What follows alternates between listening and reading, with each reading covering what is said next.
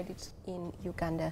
Very quickly to my panel, right next to me is Jen Okot PWJK Langoya. Welcome to the program, Jen. Thank you very much. Glad to be here. And I'm sure someone who is watching is wondering, Okot PWJK? That's my father. That's your father. Yes. Great. It's wonderful to have you here on the show. Thank you. On the other side, we have Mr. Henry Mpindi, who is a Finance and Administration Manager at AMFIU, the Association of Microfinance Institutions in Uganda. Welcome, Henry.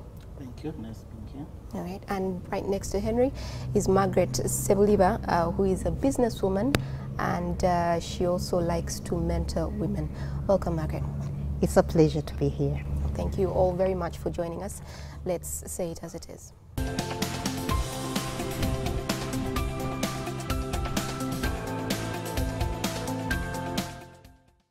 Once again, our topic for tonight, we'll be talking about how women can use movable assets to access affordable credit in Uganda. And I think, Margaret, you'll set the stage for us. I know you've gone through this process.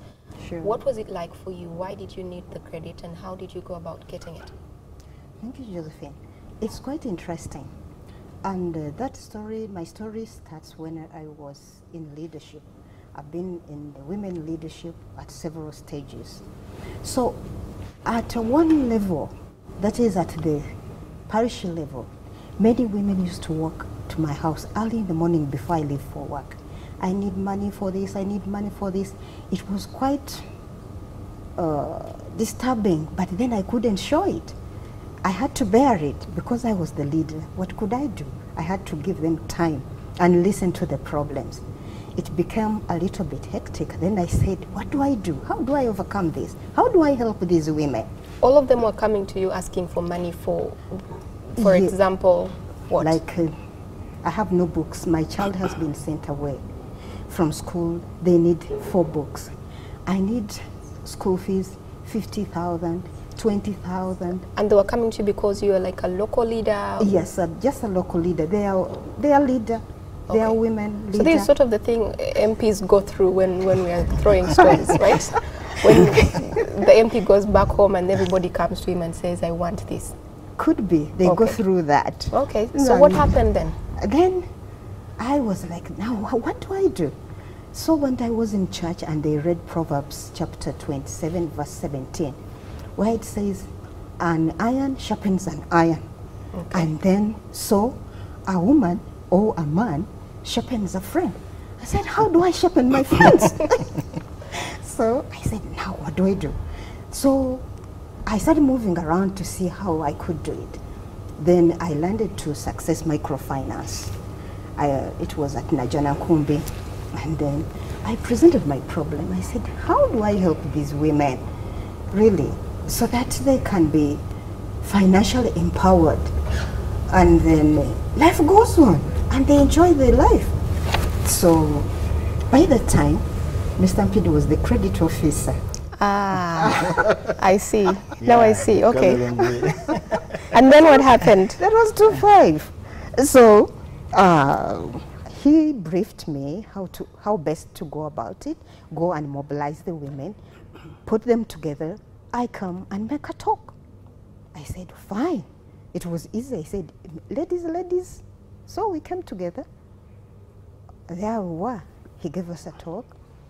And then he told it. Then they said, but we have nothing.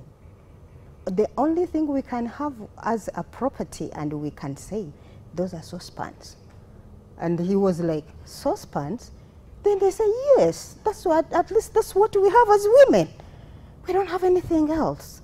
And then we all laughed, and then he said, what else can you have that you can give me? And then I give you money. So we went through the process of coming together, completing it, even opening up an account. We said, now, what do we do? He really needed the collateral. What did we have as women? Besides saucepans? Besides saucepans. Okay. Then, so what did you have eventually? Eventually, the women had radios, had what, but when he asked for the receipts were in the husband's names. Trouble came. He said, I'm not giving you money. The receipts are saying somebody's name, not yours. said, gosh, now what do we do? So, to go back to me personally, much as I was working, these women sharpened me that I could be doing something else to improve on my income. So because we're going to take a lot of time, I'd just like to actually know, what did you do then for yourself? Then for myself, yes, I went and showed him a radio player, a record player. You had one? Yes, Philips. Was it in your name? No. Okay. Actually, it wasn't. It wasn't in her name. So what happened then? So when I showed it to him, I said, really, I need this. Much as I wanted that money, I wasn't going to use it on my personal basis. I wanted to give it to the women who didn't have what to give. So we started with that. The story started like that. Women started improving. I said, now, whenever you are buying something, make sure you get the receipt in your names. And they started. So we're beginning to give him these assets, the radios. There was that Kamkwano radio. So before we even go to getting the receipt in your name, a lot of us don't get receipts when we buy something. We just buy it and...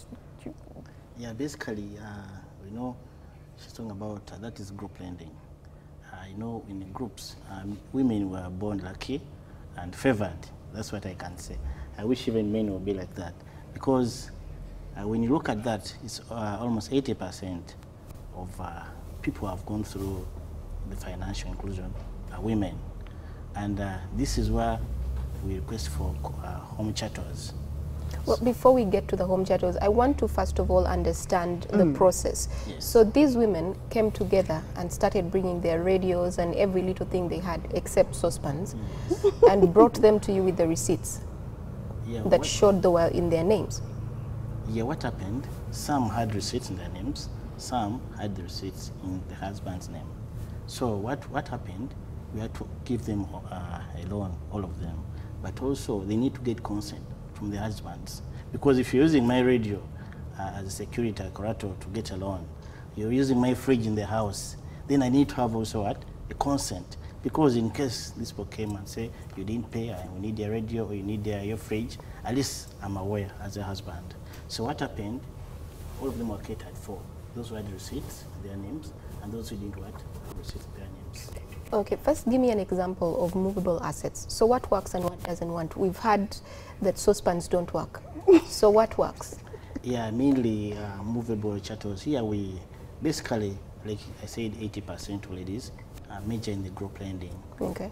We have the radios, we have the sofa sets, we have the fridge, we have the wardrobes, TV. We have the TVs. We also have like someone can be having like a container that she can pledge as collateral security. So basically we can look at all those ones. And also some have even stock, we can pledge stock, security. So this one helped us to make sure that all women have access to the loans. Okay, well, Jen, you've been quiet. Yes. My question to you. So if we collect all of our things, the sofas, the TV, whatever, does it have to be a group, or can I, as an individual, come and get that credit? You can be an individual. And I think what they're talking about speaks to the situation on the ground. The majority of businesses in Uganda, if you get the statistics from the Ministry of Industry, 90% is the SMEs. Yeah. Many of them have no access to credit because most of the financial institutions want land. Land will not move anywhere. The problem while we were doing the stakeholder engagement about this registry was that when people use chattels, you can use a car, you can use a phone.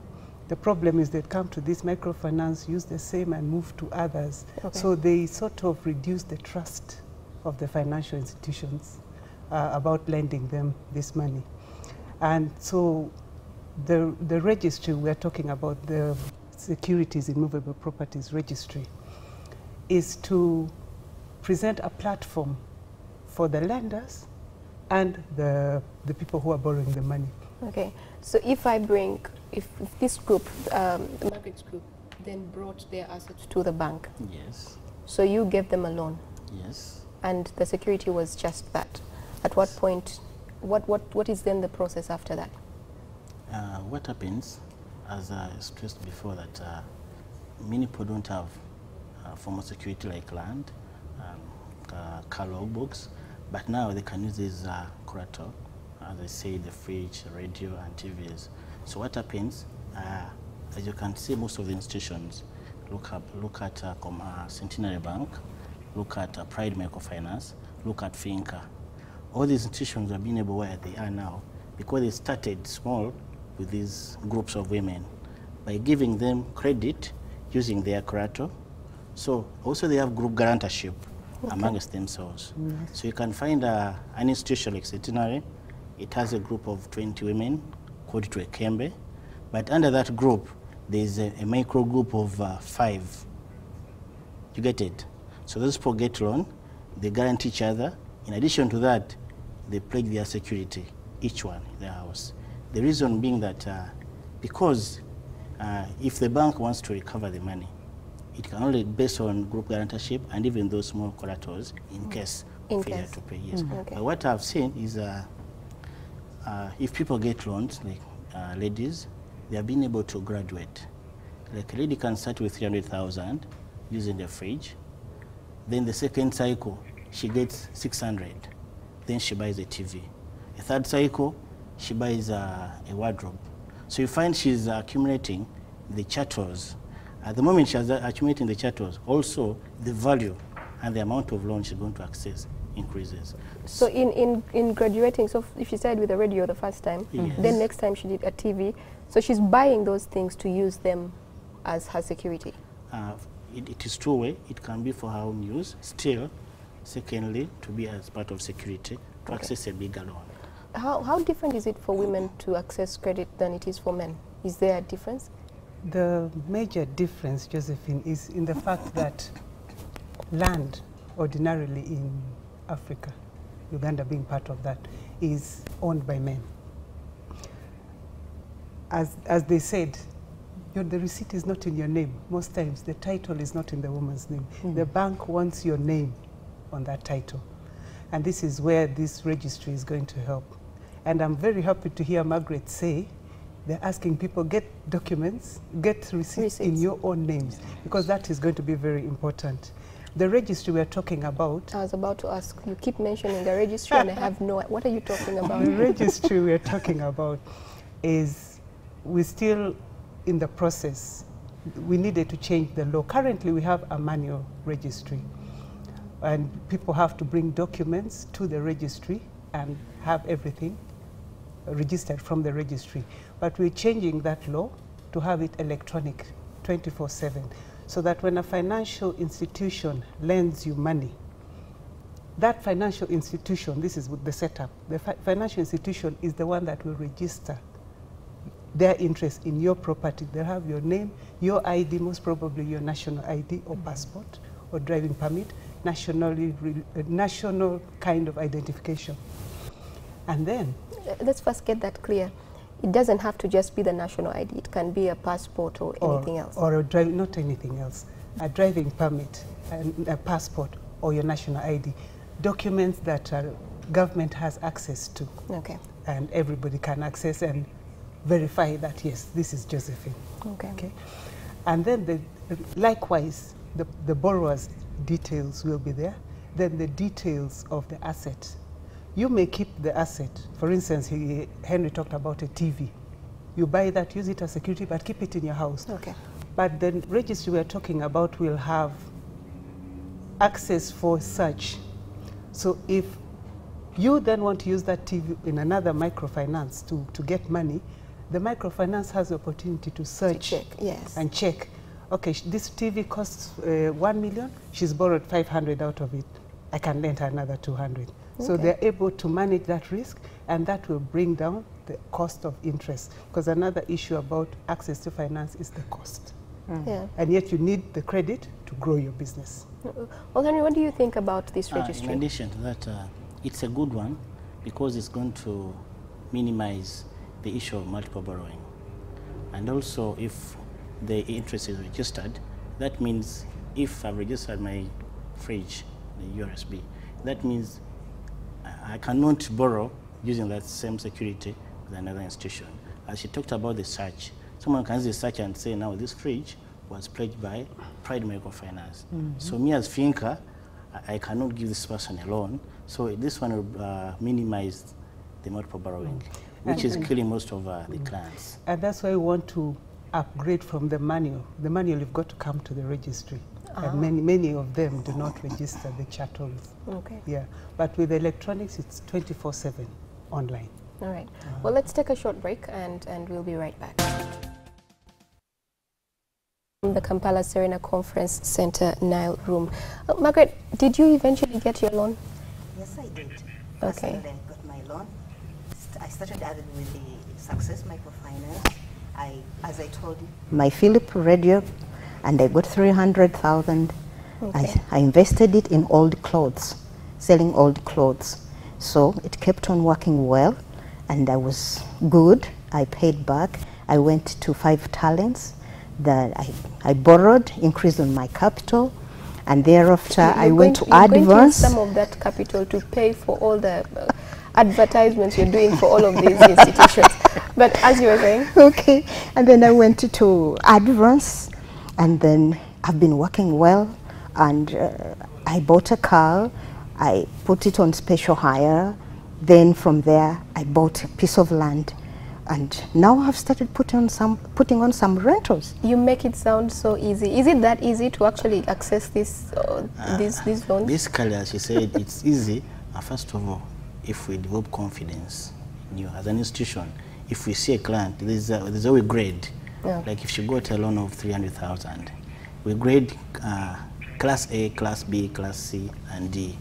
If she got a loan of 300 and she paid well without missing any payment, she comes for another loan, I will give her 100% increment.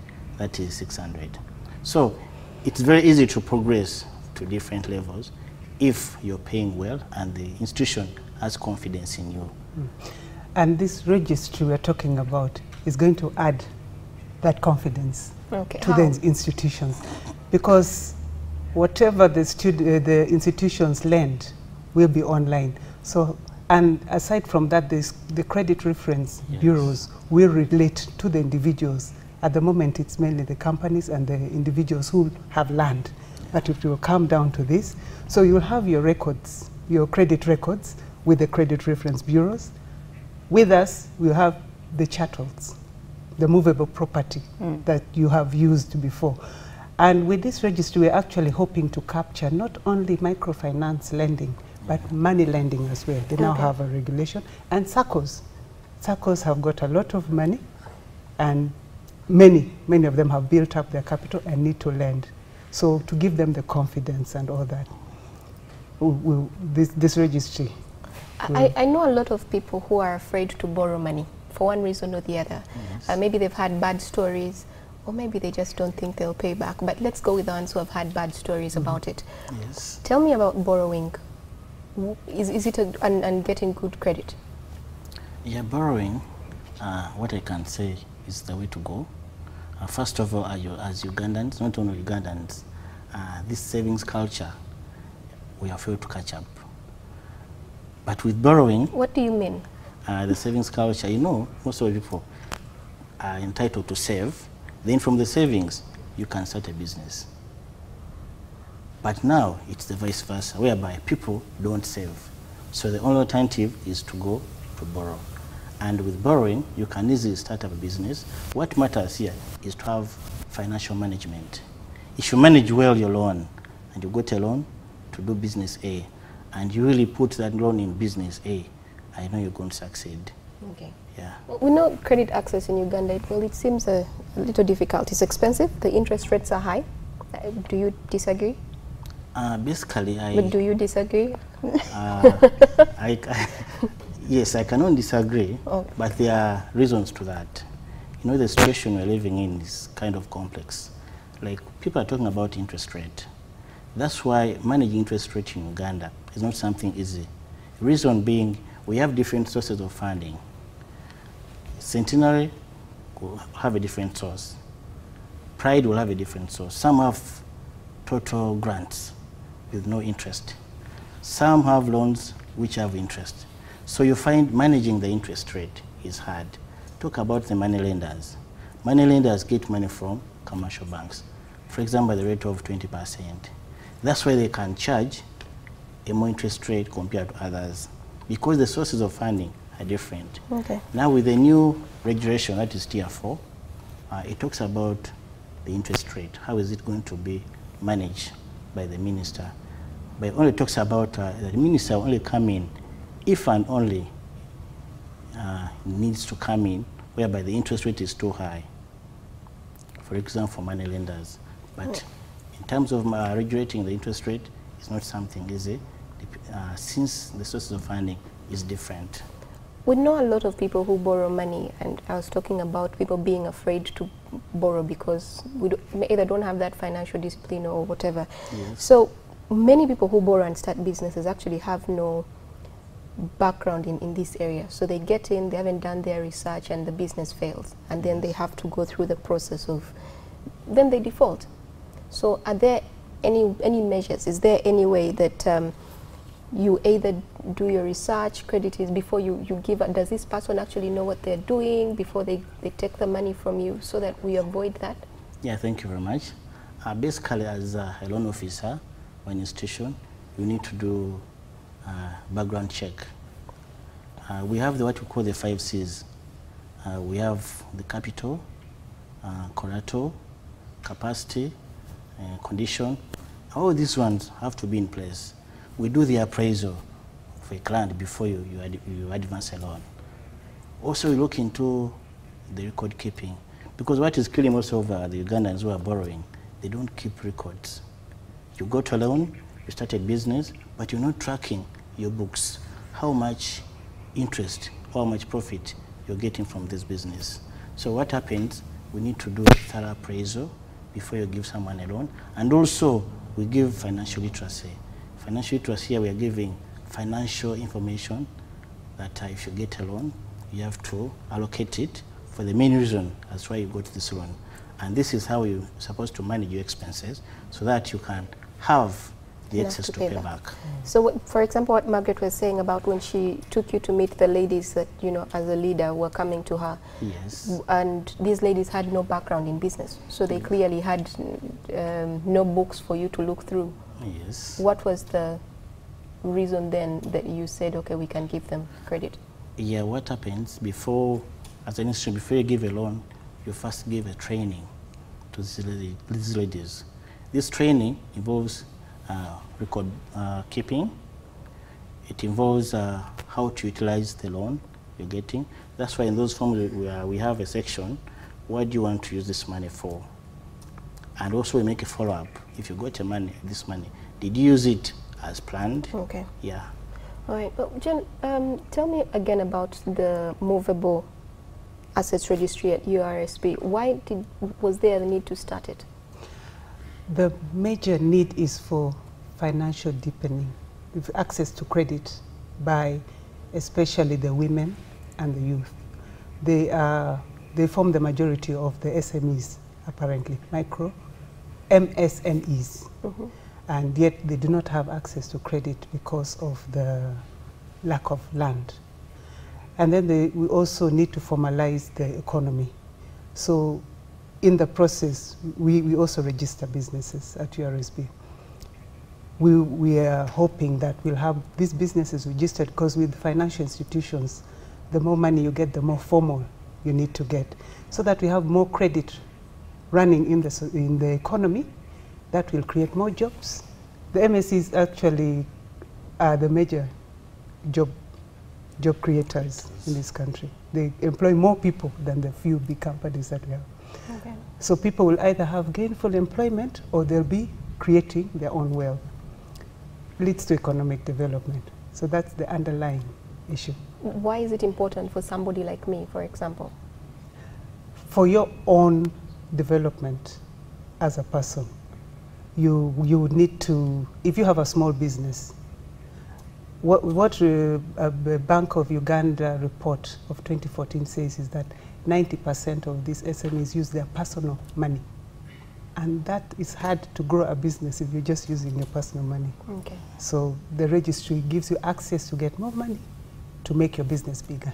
Okay. All right. Well, let's take another short break and we'll be right back. We're coming to you from the Kampala Serena Conference Center, Nile Room.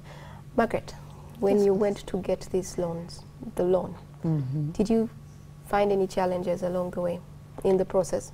The challenges are really there, and they are big for the women. That is, we have not been having access to big corrators like land or car, so that you get more money to invest in your business. And therefore, when you try to talk to the gentleman, I mean the husband or the caretaker, okay? The caretaker? We're calling him that now, okay. Some of them don't prefer to be called husbands. Okay, so, the caretaker. Could be. Especially if you are not wedded. So they say, don't use my name. Okay. Anyway, okay. All right, Margaret. So when you tell him that I really need, can I use your card? He says, no, it becomes difficult. But when he's stuck, what is very interesting, he comes and says, you have been doing well in finance. Can you borrow some money for me? And he gives you the card very willingly. Fast, go. And you get him the money. And my caution to the women, that be careful when you get the money for the men. They have disappointed the women. Women have been imprisoned there just because of that. They don't pay back. They're not good at paying back. So the women suffer. So it is a big challenge, really, for the women. Are there safeguards before you tell us what you're adding? In addition to that, we always emphasize the point that please come as Margaret to get this loan. Because if you get a loan for someone else, this obligation will shift from him to you, yet you didn't get this money and you never utilized it. But when it comes to the money for the money, excuse me, for us, we're looking at Margaret. Excuse me, Mr. Margaret has something to say. You know, you don't know what is happening behind my home. I also need that thing later on. And then I have to obey, and then they give it to me. So that's why I come as Margaret, but behind me there is somebody else. And that somebody disappoints Margaret. That's why we have finally got the high default rate. Because the money was not made for the main purpose. You got it for a husband. You can't even tell what the husband did the money for. He might have gotten his money, go and do the wedding somewhere else, but for you, you're supposed to pay this loan. So that's why as institutions, we are facing out of default rate and really want to find out where is it coming from. And people are not opening up. Now you know. People are not opening up. Is there any solution to this? I think when we set up the registry, we are at the low point, with the legal point. The bill is in Parliament for enactment. Cabinet approved it. Once that law is set up and the registry is set up, there are details that must be recorded. So it has got to be your name if you're the one going to get that loan. So that will probably help. And the public, the women, you need to make sure you use property that is in your own name. Or if it's in your husband's name, let him give you power of attorney or something to allow you. But this Margaret's concern has not been answered. So Margaret's caretaker or husband, yes, or, you know, whoever it is, says borrow money for me in your names. Yes. And Margaret cannot say no because for security. She's in Margaret, no, and this is not this Margaret. She's insecure or whatever. What happens? Because she's going to pay eventually if he doesn't, if he defaults. That's where we need a lot of education. You know, Uganda has been named as one of the most entrepreneurial countries in the world, and we have nothing to show for it. Because most of the companies die 2 years, if they live to their second birthday, they die off. So the various government agencies, we've got URSB at the moment, URA, and the local governments. We have some programs to sensitize, especially the small businesses. And as this registry comes up, one of our major stakeholders are the financial institutions. So already they have their own programs, but we hope to join with them. There's need for a lot of education and sensitization because many people don't No. Okay. Well, how do we deal with fraud? Basically, fraud, as I said before, fraud mainly we're finding it a challenge also, but it's mainly brought by multiple borrowing, and also people getting money without a clear purpose. Someone gets money, but his intention is just to fly away to US or UK. So fraud in our institutions, meaning we are trying to do thorough appraisal for these clients, because in this appraisal we need to know where your business is. Is it registered legally? Do you have permanent premises of office and residence? So that if we get more information about this client, there will be easy fallback. And also we need to fall back in terms of if you got money for business A, is it a legal business? Okay. Is it really moving? You get it? Yeah. So that is when we were trying to manage fraud among members. Okay. And probably just to add on to that, the importance of the use of IDs that are within a system accessible to government is what will help also track down. Because you say you are Josephine, you show your ID, the systems connect to NIRA. We are going to check that you are actually Josephine and all that. Okay. Yeah. All right. Well, I'd like you to each give us a closing remark as we close our show tonight, and I'll start with you, Margaret. What would you like us to go home with? Sure. Thank you, Josephine. I would like to encourage the women to learn to have their own property and really learn to be independent, but remain loyal to the husbands. Okay. Right. Thank you, Margaret. Thank you. Mine is about, you know, as I said, 80% of Ugandans are from zero to something because they started accessing these loans using their collateral. And we look at all the big banks, I said Centenary, Pride, Finca, they started small with these people, but they have been graduating from zero, from using chattels, using land agreements, and now they're using land titles and color books. So what I'm emphasizing is the law that is coming in place to make sure that these people still utilize the chattels, because now we want to see inclusiveness among all of Ugandans in terms of finances, because many people are not progressing because they lack capital.